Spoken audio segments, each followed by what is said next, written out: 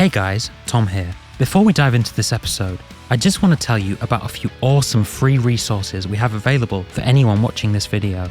Firstly, if you head over to my website, thomasbrettmixing.com, you can download a free 70-page ebook I've put together called Mixing Simplified. Within this book, you'll find tons of tips, tricks, and advice on how you can go about achieving great sounding mixes in the simplest, most easy to understand way possible.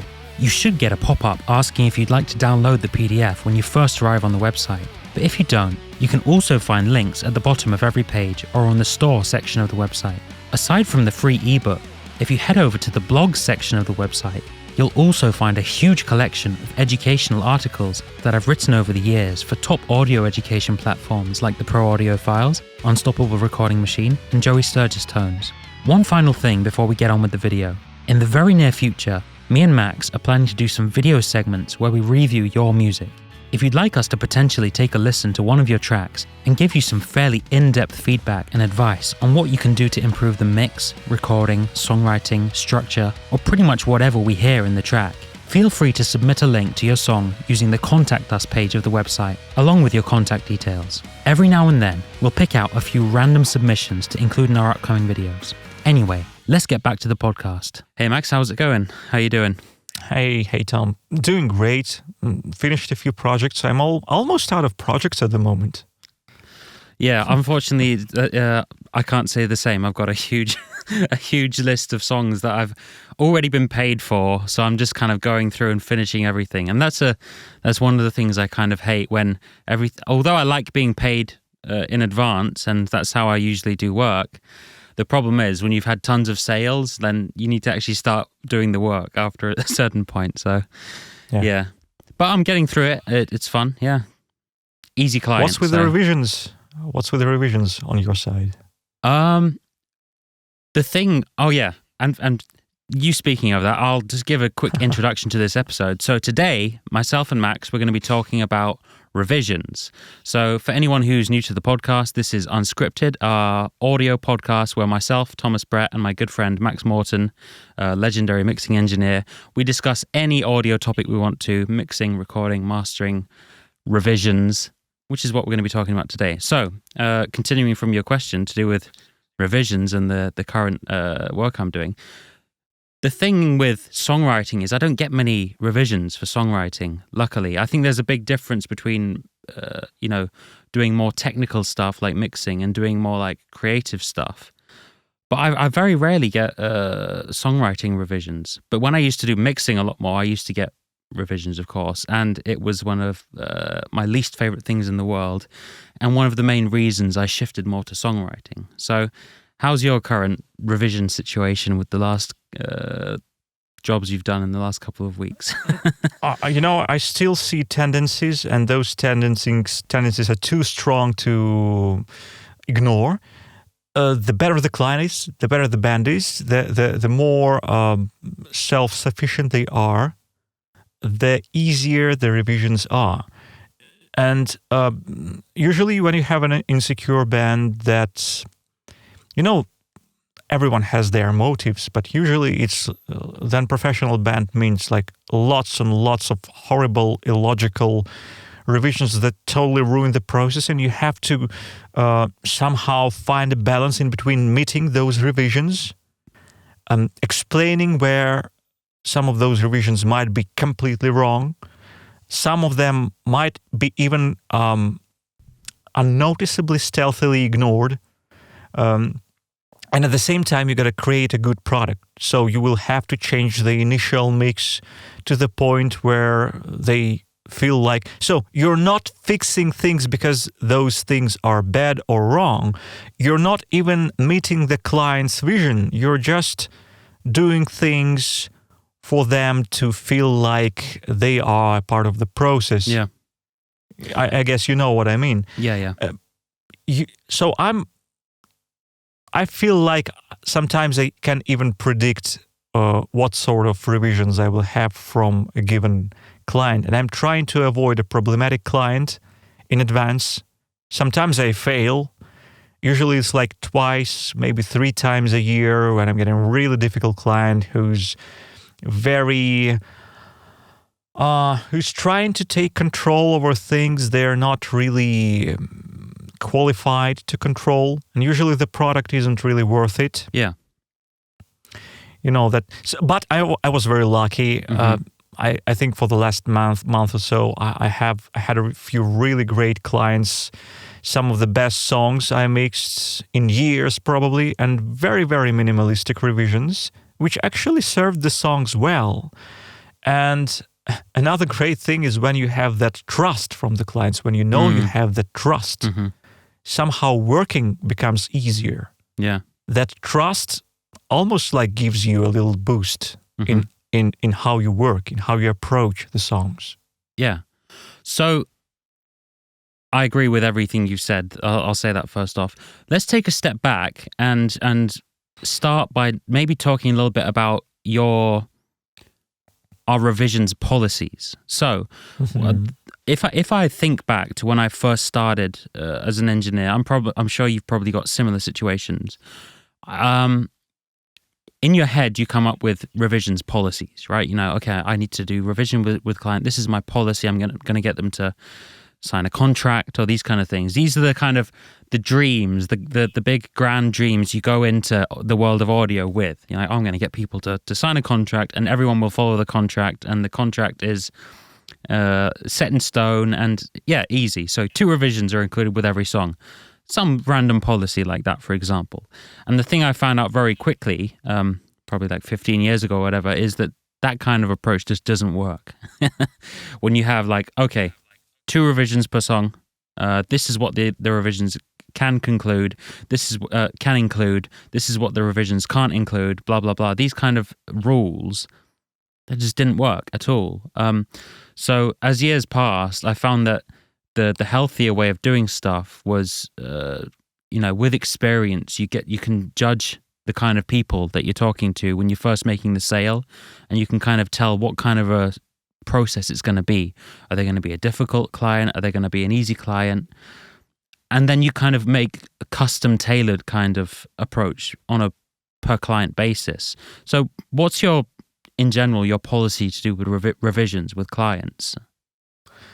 The same thing with you. I have a contract, a normal contract I usually send to the clients if they want a contract. I also have a lot of returning customers, and with returning ones, we don't even bother because we know each other and trust each other. And I usually know what to expect in turn. I know they won't actually, require 5 rounds of revisions. So my contract usually includes 3 full rounds of revisions.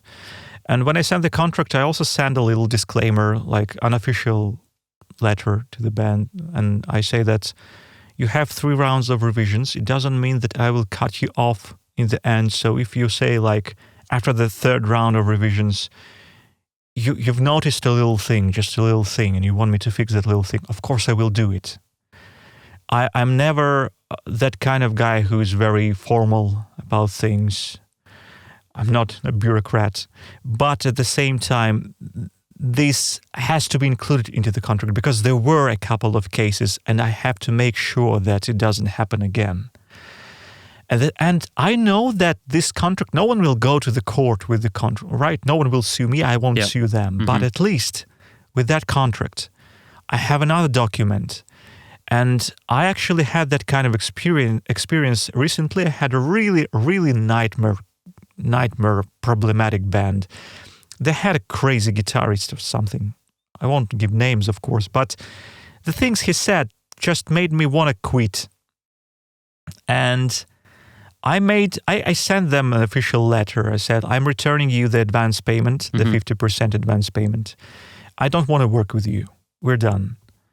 And that actually helped because they completely isolated the guy from me and they asked me to keep going. And since then, the revisions were adequate. So you need something, you need some sort of a regulative mechanism in case things go wrong. The same thing as you need these, you need to have some amount of money always available if you happen to run into a problematic band. And sometimes the negotiator from the band is one guy and the crazy difficult person is another guy or a girl. And in this case, you got to make sure you have a great negotiator. You think everything will go well. Then in the middle of the process, something goes really wrong. And you got to have a document. You got to have that amount of money. And that gives you a position, a stronger position that might actually save the process. You won't have to pay this money in the end. You will finish the project successfully. And you will make sure that they will not sit on top of you, like on top of your shoulders, with their legs hanging, and just force you to go into some ridiculous direction and then put your name on that horrible result that you will end up with if you just blindly follow all those revisions. So my policy is the same as yours.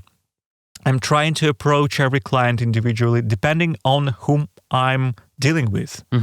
But I have a few documents that just cover me up in case if I have to talk more strictly than usual. Well, I think those are all good practices, of course, but it's a weird thing because when I first started out doing serious work, I lived in Turkey, and no offense to the Turkish people are not great with money, okay? When it comes to money-related stuff, you can't always trust everyone, okay? So I know what you're saying. Yeah, I know. And that's the same everywhere, but there's especially a bit of a problem with Turkish rappers, I'll say that. Especially. Rappers, it's a combo, you know? Yeah, it is a combo. I mean,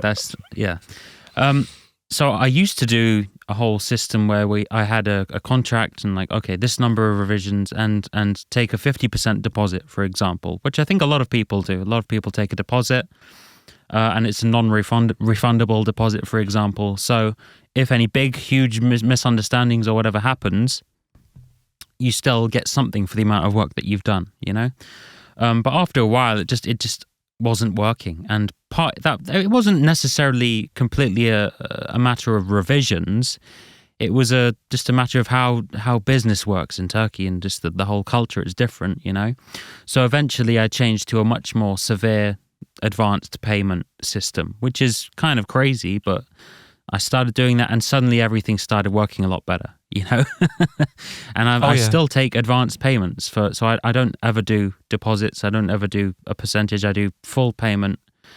And that doesn't mean I'm going to just keep all of your money regardless of what happens. If there's a reasonable reason for the whole thing to be cancelled, and I can give a refund, that's not the end of the world. And that does happen every now and then.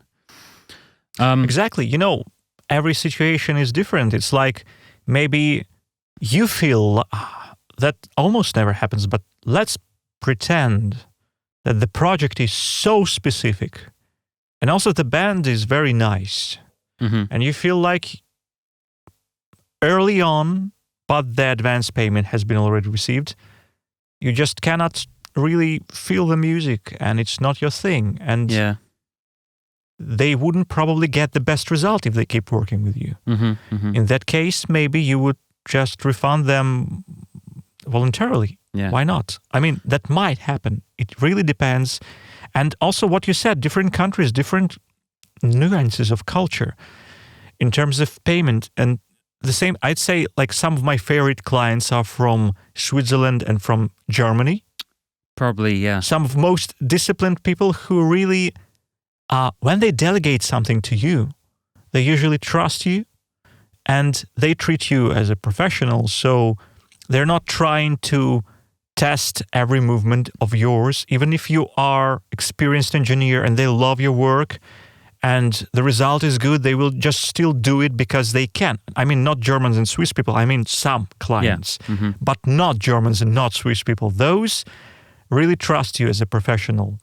It's the kind of thing that people wouldn't think about, but they're like, that's a very blatant example. For example, Germans and Swiss people, culturally, like efficient, hardworking, you know, technical, not everyone, of course, it's generalizations, but historically, Swiss people, money, Swiss banks, you know, all this stuff, it kind of lines up. Exactly, and you think they're not as... And same with Germans, technology, like all the mechanical stuff, right? They're good at building, they are very good at order. Yeah, order and things being done properly, and like... It's generalizations, of course it is, but I've had similar experiences because a lot of our clients come from Europe. I'd say probably 75% of our clients are from European, Germany, Switzerland, these kind of countries, like. But exactly. And what I wanted to say because of that, with deposits, that's why I started all that stuff. My Swiss friend and my partner, we have a studio in Switzerland. Valhalla Sound. And what I've noticed, he said, like, when working with singles or little EPs, like 2-3 songs, that's not in our tradition, he said, to take advance payments. Because no one will screw you up. So it's a little weird. Of course, if it's an album and you'll be working like for 2 months on album production, you want to take a 50% advance payment just because you need to, pay the bills during all this time you're working on something. But if it's a song or 2 songs, you're getting paid later when the job is done. And I incorporated it in my work. Although with everyone else, I always charge 100% if it's 1 song or 2 songs. If it's 3 songs and more, I charge 50% in advance. So that's my policy with the general policy with bands from all over the world. But also on that particular topic, the topic of taking advance payments versus taking deposits versus taking no money up front, another thing people need to be aware of, and this is a very important element of this conversation, is reputation. So with someone like Max, right? If I'm working with Max and Max said, "Oh, Tom, for this next song, for this next album we're doing, can you pay me in advance?" I'd say, "Yeah, sure." Why? Because I know Max. I know Max's reputation. Or if I was going to work with someone like Chris Lord Algie and they said, "Oh yeah, we take the money up front and it's $50,000, whatever," I'd be like, "Yeah, that's no problem." Why? Because of the reputation. But if you're a newcomer. If you're a newcomer and you're asking people to pay you 100% advance, that's probably not going to happen.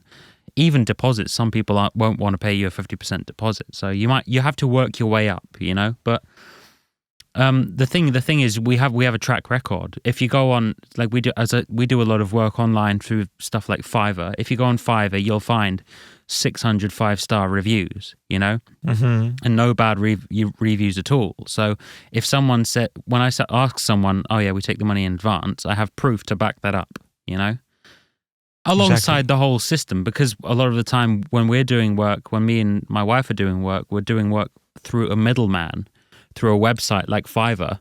There are lots of mechanisms in place there anyway that can guarantee customer satisfaction. So there's no way that I can rip anyone off even if I wanted to, because they can just get in touch, Yeah.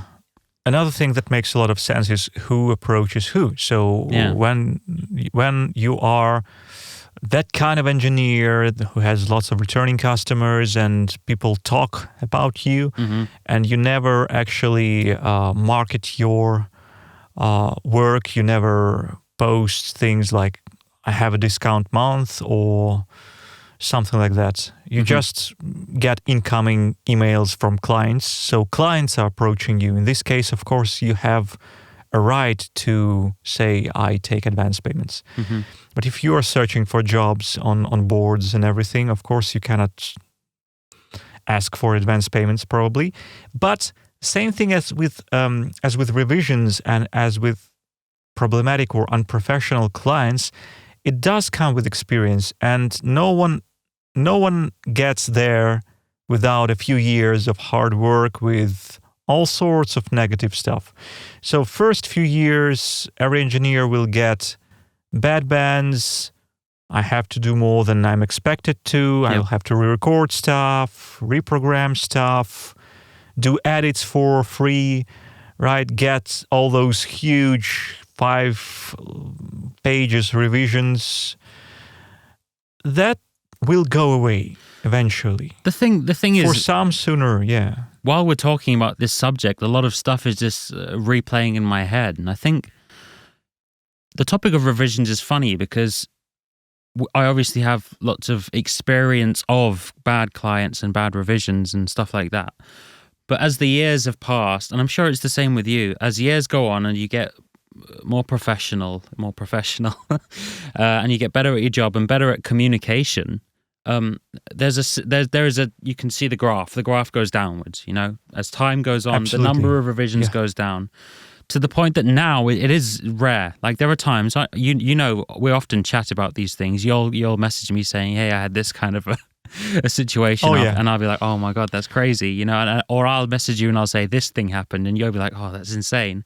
But it's very realistically, it's few and far apart nowadays. But back in the day, there were a lot more. And I think that as much as we're talking about this subject, and I've written articles on the subject, I've done videos on the subject, stuff like that, it is somewhat unavoidable, I feel like, that kind of stuff. At the start of your career, you're going to have bad revisions simply because of your lack of experience. And you also need that. You do need that. It might sound bitter, but you need that to start understanding people.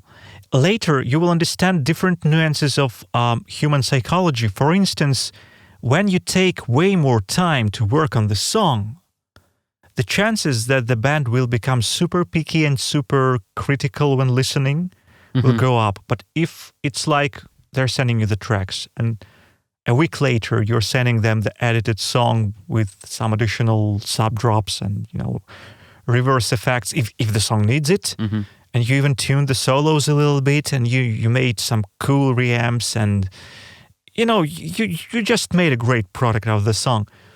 Most likely they're almost blown away and you just get very minor revisions like, can we probably get a radio effect here? And this synth could go down a few dB and maybe a bit more of the snare attack because the drummer likes more transient on the snare. Fun revisions that you are very happily applying within a few hours and you send the song away and the band is like super happy. And I was guilty of being very slow back in the day. I always noticed that bands become super picky and you get these 2-3 pages revisions of weird stuff. So that's one nuance of human psychology. You will only start intuitively noticing after you deal with a few dozen different clients. Some of them should be problematic for you to learn. That's a process you gotta go through. The same thing as people who learn to be, let's say, the hotel directors, business owners. They gotta learn everything from down up. They're gonna clean the rooms. They're gonna go serve people foods. All that stuff. They gotta learn how the whole system works. Then they will be great directors of a prosperous business. Same thing here, roughly speaking.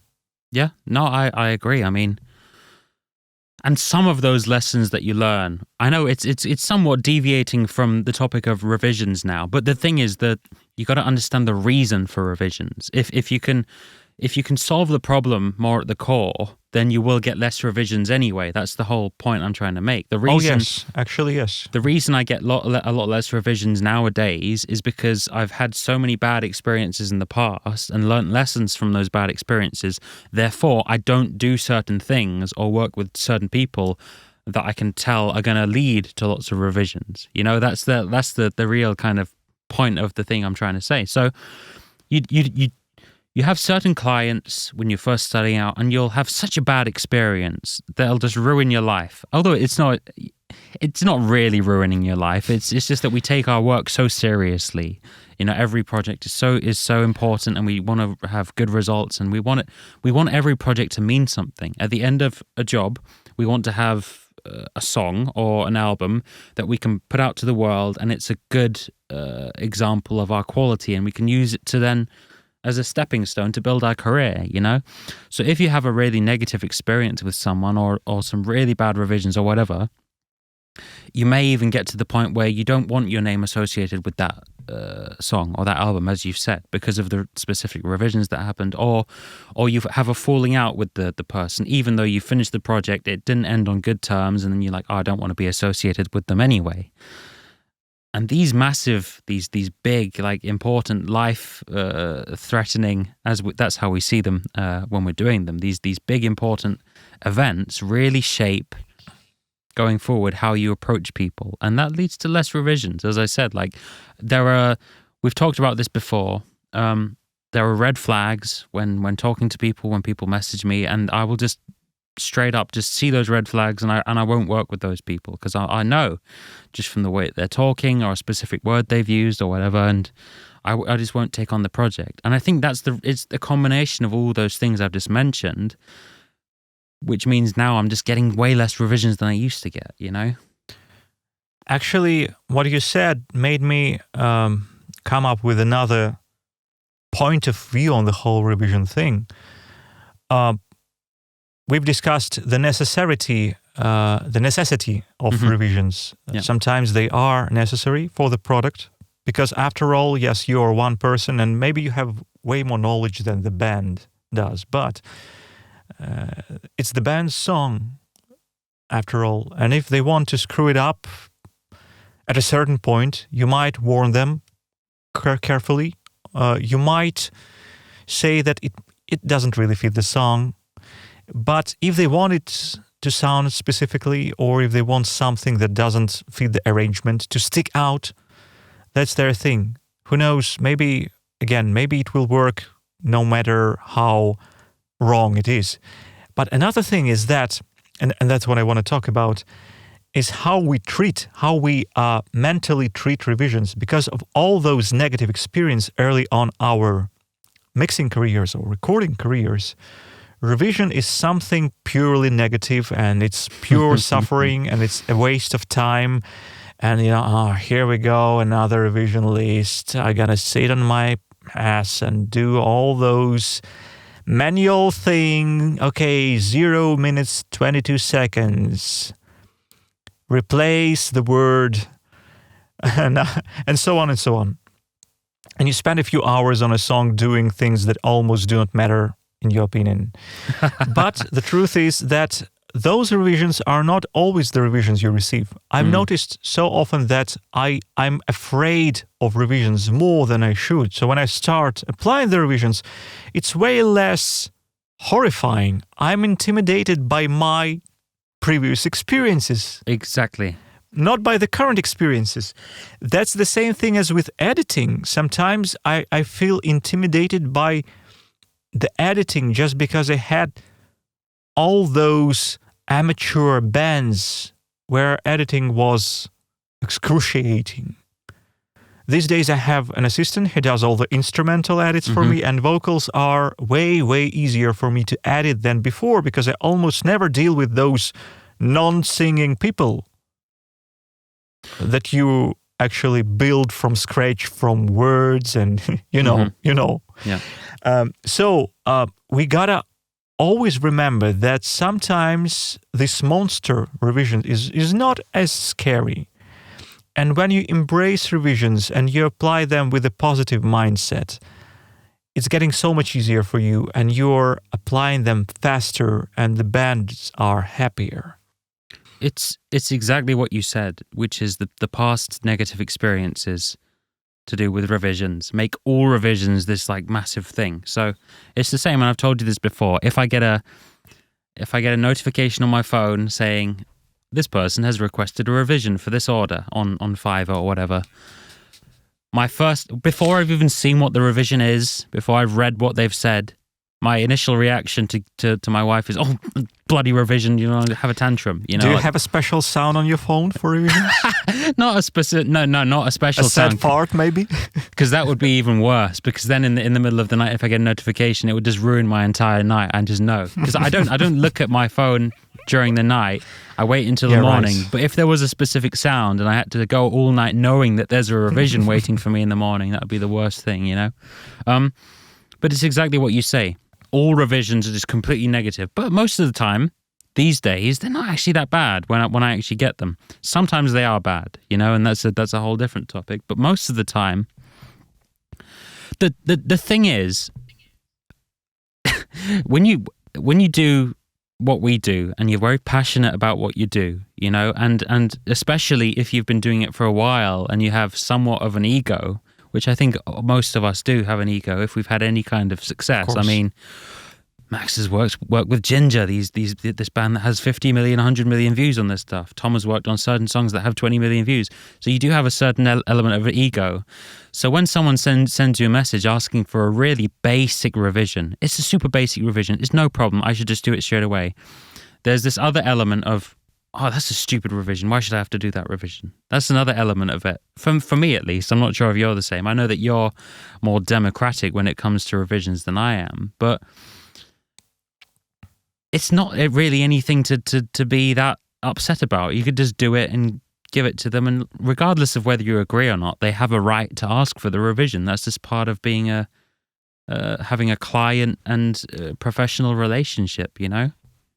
Yeah, exactly. Well, there are silly revisions, but again, the same thing as reevaluating your past negative experience is super important for you to be a happier person, be more productive. Same thing with analyzing your irritation. It's very important because sometimes you just do not really analyze what's happening. Why are you irritated with this request? Yeah. Some requests, some revisions might sound as if the client doesn't really respect you, but maybe that's not a question of a lack of respect. For instance, I had a band and they are very, very happy with the end result right now. But they said something like, and they played a mid-tempo, hard rock-ish song. Mm-hmm. And they wanted a modern sound, like a modern sound. So I made a modern sound with quite a deep, fat low end, like think Nickelback on one side, and maybe something from Zach Cervini, right? yeah. Do I pronounce him right? Because I suck at pronouncing names. So I made quite a modern mix for them. And they said, hey, well, yeah, everything's great, but it's too fat and it's too washed out. We thought of something different, and then send me a song from dated like 2007. Mm-hmm. Maybe even 2005, I don't remember. And it was super dry, super early 2000s drums, like nothing to do with modern mixing at all. Mm-hmm. And I realized that those guys, they just keep thinking of a modern thing as that. They haven't really followed the trends. I do, but we don't understand each other. Should I be irritated by that? Well, I have a right to be irritated in my own room, but I should not export my irritations to the clients. Instead, I have to explain, I have to discuss with them. That would be a wiser thing to do. They are not guilty of being who they are. So what I did, I talked with them. I actually made them a dry version of the song. It was not super hard, and I also had a backup. Mm-hmm. And I said, look, here's how your song sounds right now. And they said, oh, we like it. I said, okay, we may keep it like that, but I warn you that it won't sound good. First of all, because it's not a modern sound anymore. And if you want it to sound modern, just listen to this, and this. Gave them a few references and said, pay attention to the low end, how much more low end there is, how tighter that low end is. Also pay attention to the differences in the songs. You sent me a super fast song with 16th note on the kick drum, with deeply muted guitars that follow these 16th notes on the kick drum directly. Now you have a relaxed drum groove, dun, dun, dun, dun, dun, dun, dun, and guitars play totally different riff. Mm-hmm. That creates a way thinner low end. Mm-hmm. There is no reason for your song to sound that dry. Mm-hmm. Of course, I understand that you have those preferences, but let's come up with some sort of compromise that would still sound relevant. Mm-hmm. And they agreed with me, and they ended up being happy. So, of course, I could. No one forced me to do that extra job, do that extra dry mix and everything. But in the end, I had a happy client. Mm-hmm. I had a song that I'm not ashamed of if someone says, hey, that's mixed by Max. It's still an okay mix. Not my best mix ever, because the song was not produced and recorded following the instructions of mine. I mean, the song doesn't have to follow my instruction, but there were a few recording errors that should have been fixed. In the end, I have nothing to be ashamed of. I have nothing, no skeletons in the closet, so to say. So that's a big thing, and I'm spending so much time explaining it because it's one of those examples when you have to go an extra mile. Yeah. And it will pay off in so many different ways, in terms of how your mindset works, in terms of your reputation, in terms of what people talk about you behind your back. Of course, I'm not, I'm not $100 bill. No one will love me for the sake of, for just existing. But at the same time, it's super important, and that's the initial trust the new bands will approach, because maybe they heard from someone else during a show or something, or anywhere. They know that Max is very patient person, and he will discuss things with you, and he cares. He cares about the result. That's super important. And during their revisions, that reputation is getting shaped. Yeah. It's a big question of balance, I think. There's a balance between the times that you need to take, as I said before, you're very democratic with your approach to do with things. For example, that whole scenario that you just mentioned, I may not have been able to do that as well as you did that. I'm just not that democratic. I am democratic up to a point, but then once you pass that threshold, that has become crazy. There were times in the past where I've worked with people, and the simple truth is, I get less revisions now anyway, and they're often easy revisions. It's very rare that I get big revisions that would be a big problem if I had to work huge extra hours or it's a whole big deal to do those kind of revisions. That doesn't happen that often. It does happen every now and then, but mostly they're easier things. But I've had clients in the past that have told me that, oh, Tom, you're so easy to work with, because at the start of my career I put an extra effort to maybe get along well with people, and that was how I built my career. When I started out, you know how it is. You start with one client. If you do a good job, if they're happy, they'll go and tell someone else, and then you'll work with them, and they'll go and tell someone else, and before you know it, you're booked up 2 or 3 months in advance. That's literally how it happened at the start of my career. 1 client, 2 clients, 4 clients, 8 clients, 16 clients, booked 2 or 3 months in advance, to the point where I was doing 2 or 3 mixes a day. And then I got to the point of burnout where I had to take it back again, and reduce the amount of work I was doing. But a big part of that was, although I know I'm not as democratic as you, I put on an effort. I tried to make sure people were happy. So it's a big part of the job, I'm sorry.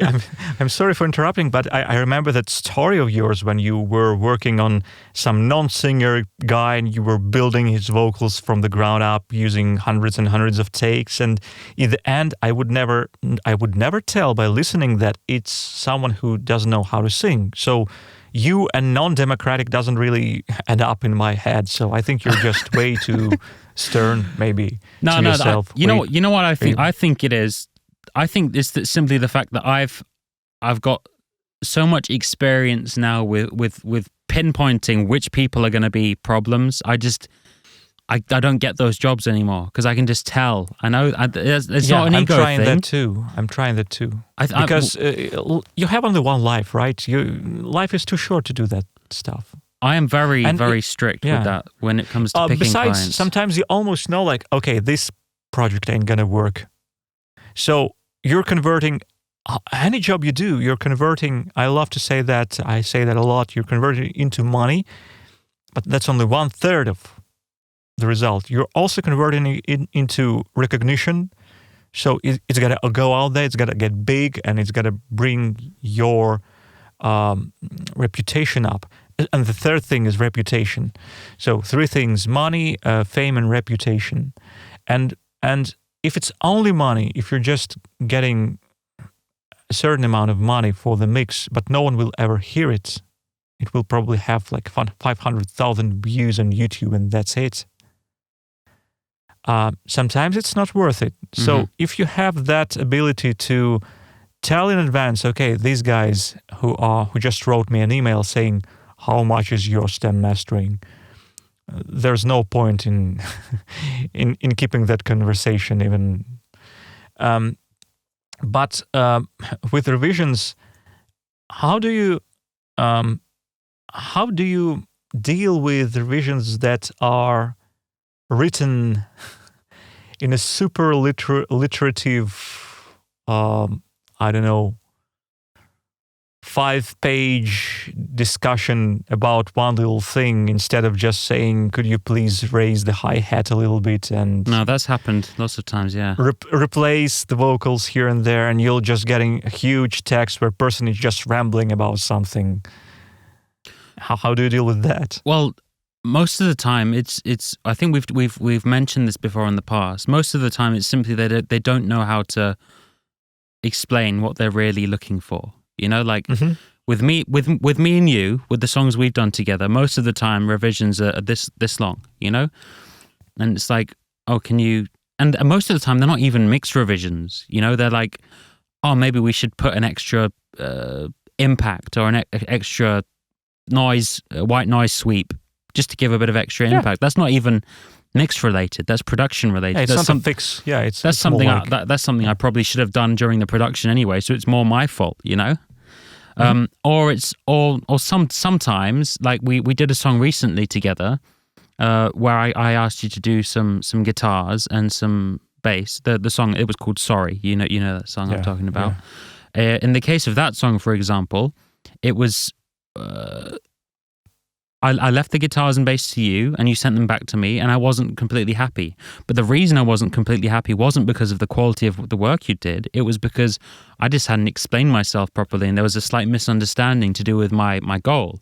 Going back to the story you talked about earlier of those guys wanting a modern sound, but their idea of modern was like 2005 Linkin Park or something, rather than Bad exactly. Omens or something these days, which has a massive low end. So. But the funny thing is, I ended up selling that song anyway in the version that you did. So the whole point was moot anyway. But the thing is, back to your question of like when you get huge revisions and stuff, most of the time it's just people don't know how to communicate well. You know, if I had communicated better what I wanted with that particular song to do with the guitars, I know that you would have got it right first try, which is the case most of the time when I work with you. Most of the time, I send you the song, you send me the mix, and I have maybe 1 or 2 revisions, and they're tiny. They're never big revisions, and that's because most of the time we communicate properly. So when you're working with a band, before I take on the job, even before I definitely don't want to get to the point of the song being done and we've gone to revisions, and then the band says, actually, that's not what I meant. I actually wanted this sound, which means I have to redo the entire song or redo the entire mix. So although this is a topic of revisions, for me, it goes back to I need to make sure that I fully understand exactly what they want before we start the job. And that's another thing of experience, of just asking the right questions. If you get the sense that maybe they're not explaining themselves clearly enough, or maybe they don't know the right words to use, maybe just asking some follow-up questions. Can you give me a reference, for example? Yeah, like that's an easy solution to the problem. Can you give me a reference to what you mean by modern, for example? Yeah, exactly. So miscommunication is the biggest issue when it comes to revisions. Yeah, and there are so many ways to. Not to understand each other, or so many ways to, so many ways to miscommunicate. For instance, the band had a demo and someone edited the vocals really roughly in the demo. Then they removed that editing. Maybe they had an auto-tune in automatic mode. I don't know. So I received the unedited vocals again. And the singer of that project, the female singer, she only heard the demo, and she got used to the demo. Then I made a really good, in-depth editing and vocal production. Everything is in place. Everything is really nice and really controlled. But the autotune actually has taken away lots of nuances from her singing. She had those little melismatics, little transitions in between notes that are not represented in the demo, and she didn't even know they existed. So she said, "Hey, that's not what was supposed to be. Like, listen to the demo."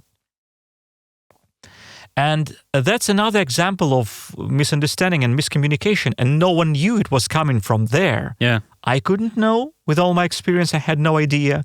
And she didn't know either because, well, she didn't even know that auto-tune instance existed. She just sang, and maybe a few weeks later she received the demo, and she thought that that's how things should be. Maybe she just got used to it. She liked it that way. And I didn't even know that those things were correct because I had the unedited vocals and I edited the song according to what I heard. And that's just one example. Another example of miscommunication is that long pages of text where it should be just a couple of sentences. And sometimes people are just trying to be nice. They're just trying to say things like, "We generally like the song, but blah, blah, blah, blah, blah, blah, blah." And it's like a few sentences. Then you have revision number 1, raise a hi-hat. And they start explaining something and they saying give you lots of unneeded stuff. They give you what this much long Yeah. text explaining the reason why you should turn up the hi-hat or whatever. It's like, mate, you don't need to give for me instance, all that. yeah, or they are trying to be technical where they don't know how exactly things are done, which is perfectly fine. But what I'm doing, again, maybe it's their way. When they are communicating, you can read between the lines. So you see, okay, people are trying to be nice. That's one reason for you not to be irritated by this huge amount of text. Another thing is you can just copy that huge chunk of text and rewrite in a separate document for yourself, like hi-hat plus 3 dB, like vocals, less reverb, more delay, shorter delay tails. Cut out everything, all the reverb tails in these pause in transition between the solo. Like shortening it up for yourself, and it will be way easier for you to apply.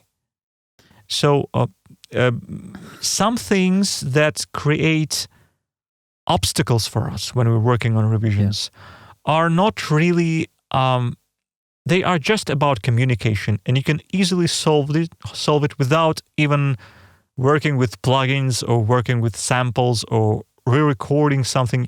You just have to open a text document and do some writing. And of course, instantly, it's better to do that instantly. So the band sends your revision list. You don't wait until you open the door to fix it.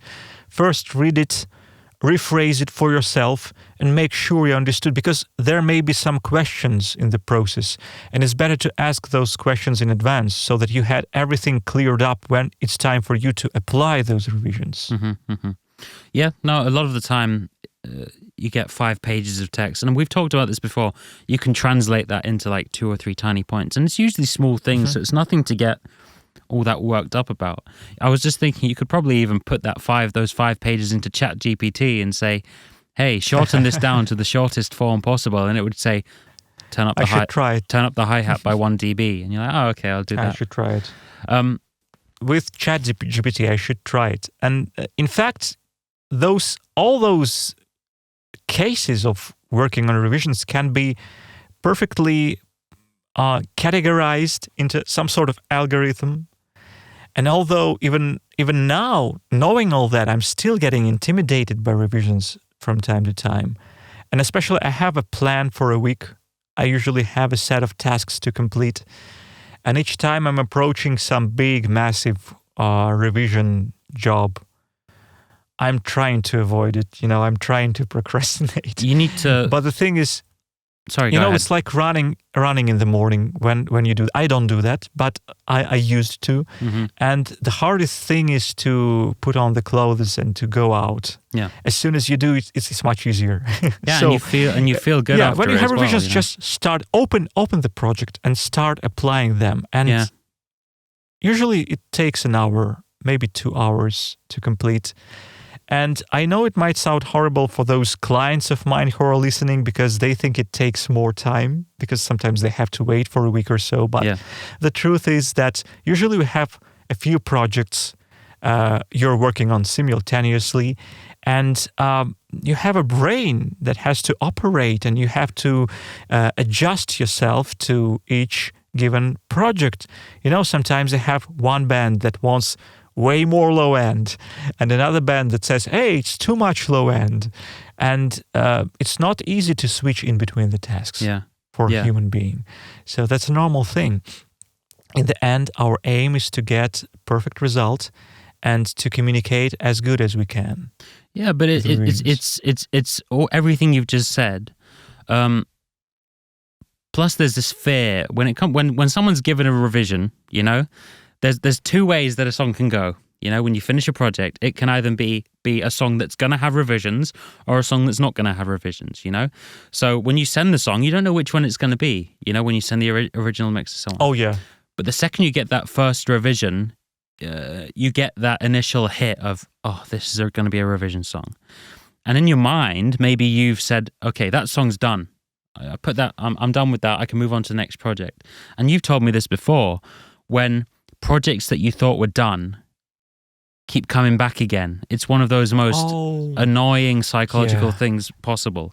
Because in your head, you've made plans, you've set out your calendar for the next month or the next couple of weeks or whatever on what you're going to do. Okay, on that day I can do this. I want to make a video on this. I want to blah, blah, blah, all these various things.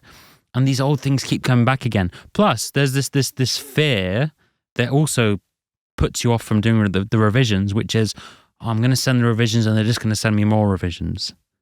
But maybe not. Yeah.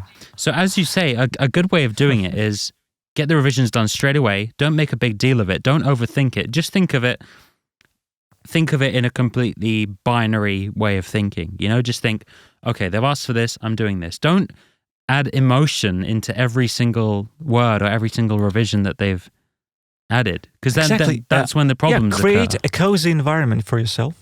Also, just get a cup of tea or a coffee and just enjoy the fact that you are putting something out of the way. Mm-hmm. That's just like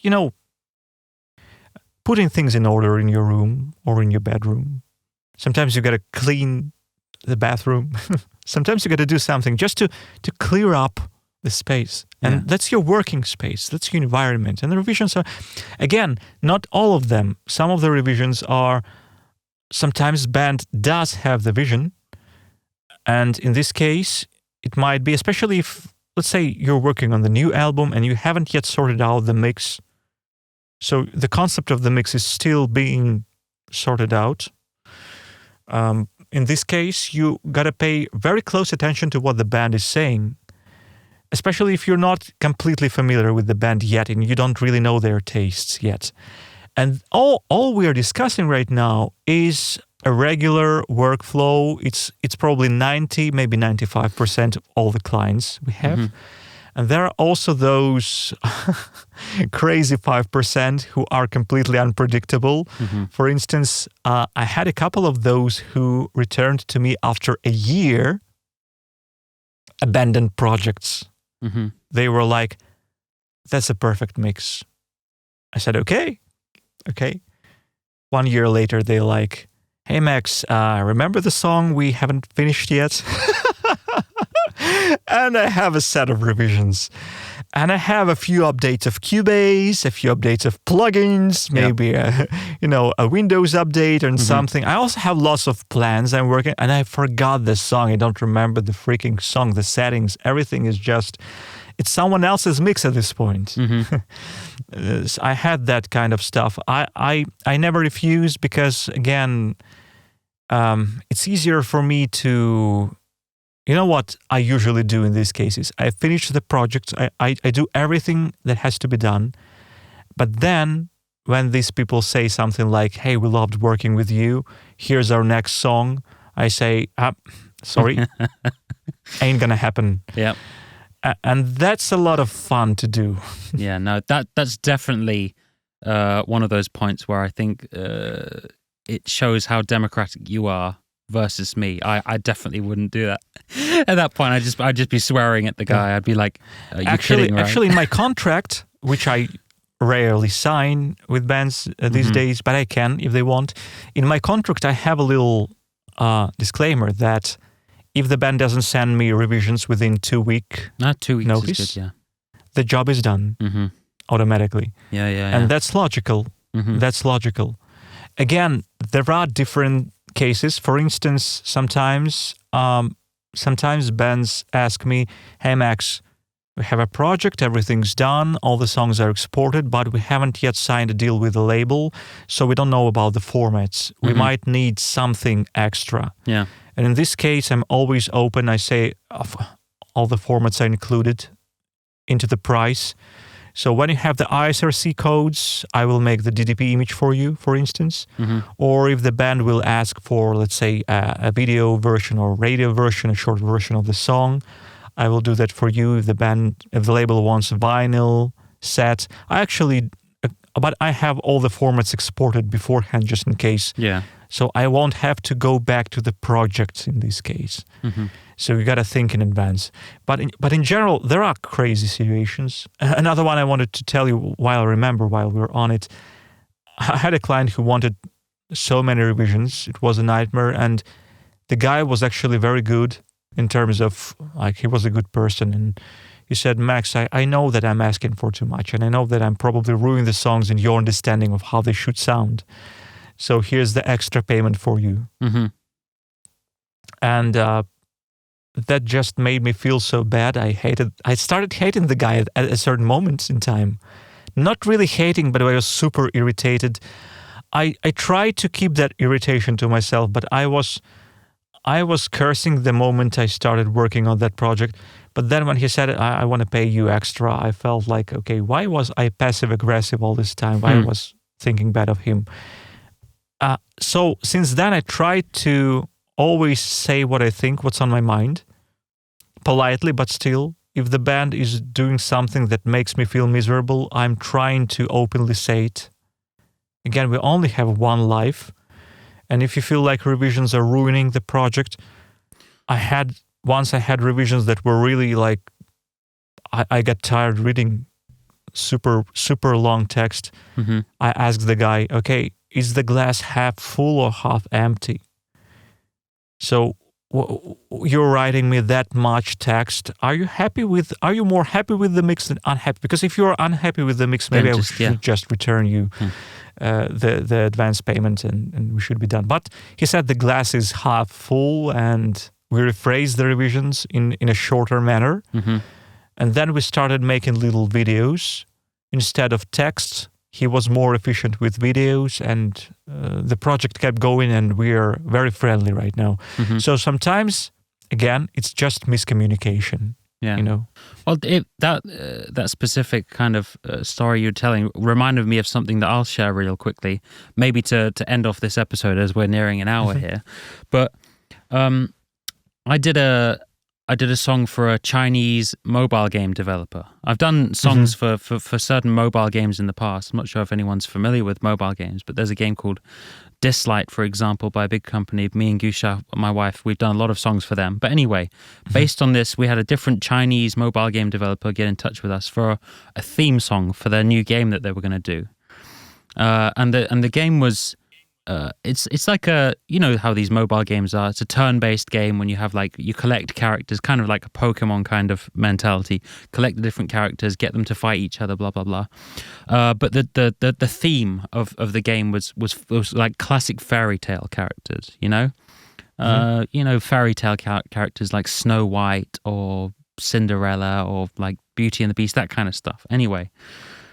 So I put together this demo for them. I wrote this song. They wanted a full song with instrumental plus lyrics plus vocals, the whole thing, a final finished song. So I put together a demo for them, wrote the song, sent it off, and they were. It wasn't a completely finished song because I wanted to see what they thought of it first. Sent it off, and they were very happy with the instrumentation. But they said, to do with the lyrics, we want to make it more specific to the game. We want to make it more. Add in names of the characters, stuff like this. And I was just explaining like, the second you do something like that, it becomes cringy for me, you know? The second you have a song singing about Snow White or blah, blah, blah, that just becomes, if you have a song that isn't that specific, it's more general, then it's more accessible. It's less cringy. If you play it out of context, you know, if someone just played me that song, or I played that song to someone randomly, they can appreciate it as a song rather than saying, oh, why is it talking about fairy tale characters and stuff? And that's kind of lame or cringe, you know? But anyway, so on this particular topic, we just couldn't see eye to eye with this company. We went back and forth with revision. I was trying to explain my reasoning, being like, look, if you just have a generally good song, it has a much higher chance of people liking it, and you can put it on YouTube, put it on Spotify, whatever. So eventually I decided to cancel the project, even though I'd done a lot of work on it, you know? But that specific song is that song that I eventually gave to you, which is the Darkness Within, you know? So after this deal with the Chinese company fell through, I sent the song to you for people who are watching, just so they have some context. And I said, hey, Max, do you think we can do something with this song and maybe sell it, you know? And you said, oh, but you really like the song, and you said, I don't. Yeah, it's a great song. I don't feel comfortable, like if we just sell this song for a tiny amount of money or whatever, and it's just like it's too good of a song. Thankfully, you said that. I'm not saying that based on ego. It's just that those were your words. So, but I kind of felt the same way when I was doing the project with these people. You know, like I'd written these lyrics. I really liked the lyrics. I thought like, oh, I actually feel something when I'm singing this song or when I listen to it. So I don't want to go and ruin it with some, in my opinion, cringy kind of dialogue or cringy lines or whatever. So, but anyway, long story short, at the end of that, instead of me getting this amount of money that I was going to get, in the place of that, I eventually gifted the song to you, and you're currently working on the song, hopefully, and it's going to be released in the future, and maybe we can put it on the channel and do some mix through. I think we talked stuff about stuff like that. Yeah, that's actually what we want to do, and that's a little announcement that we are going to make. We really want to use this song a lot. Well, first off, it's a great song, and I guess it's fitting. It's more fitting for a rock band than a computer game in a good way, because there are some amazing soundtracks for computer games, but what you described with those kind of cringy lyrics, that's a really powerful song. So for me, it would probably fit more a band like Within Temptation, no less. So I'm really honored to have this song. No, cheers. And we want to do a lot of interesting things with it. I won't be super specific right now, but it will definitely appear on our channel. My point is in a couple of contexts. I think my point is, so that was like a classic revision kind of scenario where you get revisions and you disagree with the revisions to the point that I just felt I really like the song. I don't feel like it's worth it, you know, to just do what they say, get the money and just release it. And I'm completely unhappy with I'd be completely unhappy with the final product maybe, because they were asking for such specific changes and I just didn't agree. But as a result, we've potentially, I mean, we'll see how it goes. We've potentially got this song which we both really like, which is it's not every day that you write a song that you really like, that you connect with emotionally, you know. So oh yes, I agree. You don't want to just throw this song away just for a couple $100, you know, or however much I was going to be paid for it. So yeah, maybe at the end of it we'll have a good song where we can use it for some greater good, you know, and we'll be happy with it. Well, I think it would be fair to make to go a little further with the announcement. We were thinking of a really cool thing with this song, and this song will be perfect for that, because my assistant and studio drummer is currently working on the drums for this song, and he's in Poland right now, so unfortunately he doesn't have access to his little studio in Kyiv. He doesn't also have access to our Swiss studio, but it will be very interesting for us because it will be a great drummer in a small studio. We'll have real drums. We'll have all the instruments recorded through DI, and we'll be probably 99%. We'll be mixing this song from scratch live and completely unscripted. So the concept of our channel will be met again, but in totally different scenario. And I think it will be a very interesting experience for me because I won't even mix the song before I receive everything and before I record everything.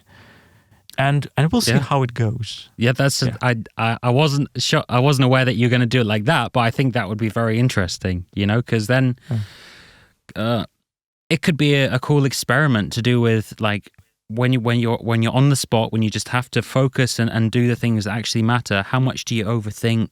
Do you overthink, or do you just get on with it and do the work? I mean, I think that would be very, very cool to watch. Yeah, I mean, in the world of endless polishing and actually endless revisions and self-revisions, we're trying to do something different. We're screwing up with our podcast a lot right now. Even right now when we're talking, both of us are thinking, okay, maybe I said something wrong. Maybe I was rambling for too long. Maybe I was talking too slow. That's what I think. But we're just getting it out there anyway. We're trying to fix what's wrong with, in my case, I think with modern production, sometimes it's way too overthought to the point of all the life being taken out of it. We're trying to heal ourselves, and we're trying to maybe even if we're lucky to do some healing to those who surround us. And it will be a very cool experience for us to not only to talk about it, but also to do something with it by means of mixing live unprepared. We'll see how it goes. No, very interesting. Definitely looking forward to doing that. So I think that's a good point to end this episode on. We've talked about a lot of different things, revisions, the mentality of how you approach clients, communication. I mean, as always with these kind of general topics, there's no like specific rules because everything's going to change on a per client, per day basis, and you just have to learn from your lessons and adapt your way of thinking going forwards. And just throughout your career, you eventually get to a point where maybe you have less revisions, but I don't think you ever get to a point where you can guarantee no revisions. I just don't think that's ever possible. Yeah. But at that point, it's not scary to have some revisions. Yeah. True. Also true. So, again, for everyone watching, very soon in the near future, we'll be hopefully releasing a live mix of this song that we've just been talking about. And that will be very educational for me as well. So it's been great talking with you, Max, as usual. Great talking with you. Until next time. Yeah. See you. Bye. See you, mate. Bye.